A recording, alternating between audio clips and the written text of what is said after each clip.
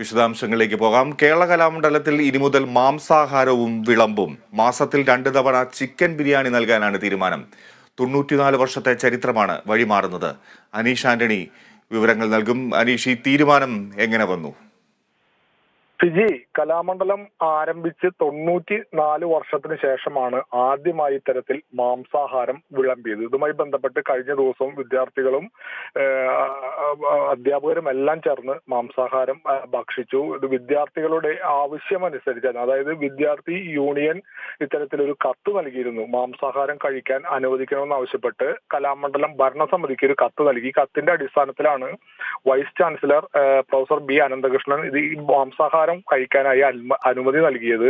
എന്തായാലും ചരിത്രപരമായ ഒരു തീരുമാനം എന്ന് വേണം നമുക്ക് ഇതിനെ വിശേഷിപ്പിക്കാൻ. ഇതുമായി ബന്ധപ്പെട്ട് കഴിഞ്ഞ ദിവസം 480ഓളം വിദ്യാർത്ഥികൾക്ക് ചിക്കൻ ബിരിയാണിയും അതുപോലെ 30ഓളം വിദ്യാർത്ഥികൾക്ക് വെജിറ്റേറിയൻ ബിരിയാണിയും നൽകി. പല പശ്ചാത്തലങ്ങളിൽ നിന്ന് വരുന്ന വിദ്യാർത്ഥികളാണ് കലാമണ്ഡലത്തിലുള്ളത്. അവരുടെ ഇഷ്ട ഭക്ഷണത്തിനായുള്ള ആവശ്യം തെറ്റല്ലെന്നാണ് registrar doctor P Rajesh Kumar പറഞ്ഞത്. എന്തായാലും വലിയ ഒരു ചരിത്രപരമായ തീരുമാനം എന്ന് വേണം നമുക്ക് ഇതിനെ വിശേഷിപ്പിക്കാൻ. ഈ ചിക്കൻ ബിരിയാണി ഉണ്ടാക്കാനും അതുപോലെ വിതരണം ചെയ്യാനുള്ള സൗകര്യം മെസ്സിൽ ഇല്ല കലാമണ്ഡലത്തിന്. അതുകൊണ്ട് തന്നെ വിയൂർ ജയിലിലെ ഫ്രീഡം പദ്ധതിയുടെ ഭാഗമായി തയ്യാറാക്കിയ ബിരിയാണിയാണ് കഴിഞ്ഞ ദിവസം നൽകിയത്. എന്തായാലും മാസത്തിൽ 2 തവണ ഇത്തരത്തിൽ ചിക്കൻ ബിരിയാണി വിദ്യാർത്ഥികൾക്ക് നൽകാനാണ് ഭരണസമിതിയുടെ തീരുമാനം. അതോടൊപ്പം ഐസ്ക്രീം ഉൾപ്പെടെ ഉണ്ടാവും. നിലവിൽ വിദ്യാർത്ഥികൾക്ക് പ്രഭാത ഭക്ഷണത്തിന് നെയ്യ് ഉൾപ്പെടെ ചെറുപയർ എന്നിവ ചേർത്ത കഞ്ഞിയാണ് ഇപ്പോൾ നൽകിക്കൊണ്ടിരിക്കുന്നത്. ഉച്ചഭക്ഷണത്തിന് അതുപോലെ തന്നെ അത്താഴത്തിനും സാധാരണ ഭക്ഷണവും നൽകും. ചില ദിവസവും മുട്ടയും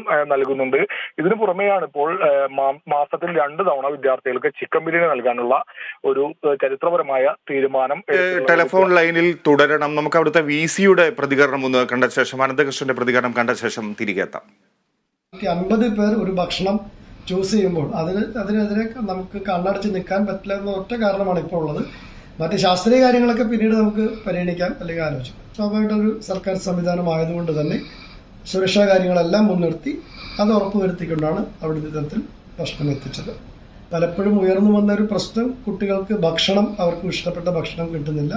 ഒരു ഹോസ്റ്റലും എല്ലാവർക്കും എല്ലാ തരത്തിലും ഇഷ്ടപ്പെട്ട ഭക്ഷണം കിട്ടില്ല. പക്ഷെ മിനിമം ഇപ്പോൾ പല സ്ഥലത്തുനിന്നും നോൺ വെജ് മാത്രം കഴിച്ചു വന്ന കുട്ടികളുണ്ട്. അവരൊക്കെ നിരന്തരമായി പറയുന്നുണ്ട്. കൗൺസിലിങ്ങിൽ പോലും അവർ കലാമണ്ഡലത്തിൽ നിൽക്കുന്നതിനൊരു ബുദ്ധിമുട്ടായിട്ട് പറയുന്നത് ഈ ഭക്ഷണത്തിന്റെ രീതി തന്നെയാണ്. അത്തരത്തിലുള്ള എല്ലാ വശങ്ങളും പരിശോധിച്ചുകൊണ്ടാണ് എന്തായാലും കൂടുതൽ ഈ വിഷയത്തിലുള്ള ചർച്ചയും അതുപോലെ തന്നെ അത് സംബന്ധിച്ച ആശയവിനിമയം എല്ലാം തന്നെ ഭരണസമിതിയിലൊക്കെ ആയിട്ട് ചെയ്യാവുന്നതാണ്. അനീഷ്, ഇപ്പോൾ മാംസാഹാരം കഴിക്കാൻ അനുവദിക്കാൻ തീരുമാനമായിരിക്കുന്നു എന്നത് വളരെ പ്രധാനപ്പെട്ട 94 വർഷത്തിന് ശേഷം ഉള്ള ഒരു തീരുമാനമാണ്. പക്ഷെ ഇതിനു മുമ്പ് ഇത്രയും വർഷം ഇതിന് അനുമതി ഇല്ലാതിരുന്ന ഒരു സാഹചര്യം, അത്തരത്തിൽ മാംസാഹാരം അവിടെ കയറ്റാതിരുന്ന ഒരു സാഹചര്യം എങ്ങനെയായിരുന്നു? ഓർത്തെടുക്കാമോ? ഫിജി, എന്തായാലും ഇപ്പോൾ ഈ തരത്തിലൊരു തീരുമാനമെടുത്തത് വിദ്യാർത്ഥികളുടെ ആവശ്യപ്രകാരമാണ്. ഞാൻ നേരത്തെ സൂചിപ്പിച്ചു, വിദ്യാർത്ഥി യൂണിയന്റെ നേതൃത്വത്തിൽ ഭരണസമിതിക്ക് കത്ത് നൽകിയിരുന്നു. തങ്ങൾക്ക് മാംസാഹാരം കഴിക്കാനുള്ള ഒരു അനുവാദം ഉണ്ടാകണം, മാംസാഹാരം ലഭിക്കണം എന്നത്.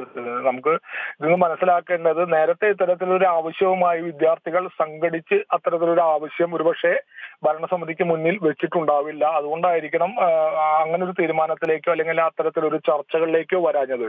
എന്തായാലും ഇപ്പോൾ വിദ്യാർത്ഥികൾ സംഘം ചേർന്ന് യൂണിയന്റെ നേതൃത്വത്തിൽ തന്നെ ഔദ്യോഗികമായി തന്നെ കത്ത് നൽകി. ഇത്തരത്തിൽ മാംസാഹാരം വേണം. ആ ഒരു കത്ത് പരിഗണിച്ചാണ് ഇത്തരത്തിൽ രജിസ്ട്രാർ ഇങ്ങനെ ഒരു തീരുമാനത്തിന് മുന്നിട്ടിറങ്ങിയത്. എന്തായാലും നേരത്തെ വന്നോ ഇല്ലയോ എന്നതല്ല അതിന്റെ പ്രധാനം. എന്തായാലും ചരിത്രപരമായ ഒരു തീരുമാനത്തിലേക്ക് കലാമണ്ഡലം എത്തി എന്നതാണ് ഏറ്റവും വലിയ കാര്യം. കാരണം ആരംഭിച്ച് 94 വർഷം കഴിഞ്ഞാണ് ഇപ്പോൾ ഇത്തരത്തിൽ മാംസാഹാരം വിളമ്പാനായി ഭരണസമിതി ഒരു തീരുമാനത്തിലേക്ക് എത്തിയത്. അതുകൊണ്ട് തന്നെ വിദ്യാർത്ഥികൾ എല്ലാവരും തന്നെ ഒരു ആഹ്ലാദത്തിലാണ്. കാരണം അതിൽ നേരത്തെ രജിസ്ട്രാർ പറഞ്ഞ പോലെ തന്നെ പല സാഹചര്യങ്ങളിൽ നിന്ന് വരുന്ന വിദ്യാർത്ഥികളുണ്ട്. മാംസാഹാരം കഴിക്കുന്ന സാഹചര്യങ്ങളിൽ നിന്ന് വരുന്ന വിദ്യാർത്ഥികൾ, അവർക്ക് ഇഷ്ടഭക്ഷണം കഴിക്കണം എന്നുള്ള ഒരു ആവശ്യം അവർ പറയുന്നതിലും അത് അനുവദിക്കുന്നതിലും ഒരു തെറ്റില്ല എന്നാണ് രജിസ്ട്രാർ ഉൾപ്പെടെ പറഞ്ഞത്. എന്തായാലും അത് തന്നെയാണ് വിദ്യാർത്ഥികൾക്കും പറയാനുള്ളത്. തങ്ങൾ പല മാംസാഹാരം കഴിച്ചു വരുന്ന കുടുംബങ്ങളിൽ നിന്നും പല സാഹചര്യങ്ങളിൽ നിന്നും വരുന്നവരാണ്. തങ്ങൾക്ക് മാംസാഹാരം അനുവദിക്കണം എന്ന് ചൂണ്ടിക്കാട്ടി തന്നെയാണ് ഇത്തരത്തിൽ കത്ത് നൽകിയതും അതുമായി ബന്ധപ്പെട്ട് എന്തായാലും മാസത്തിൽ 2 തവണ ഇനി വിദ്യാർത്ഥികൾക്ക് ചിക്കൻ ബിരിയാണി കഴിക്കാം.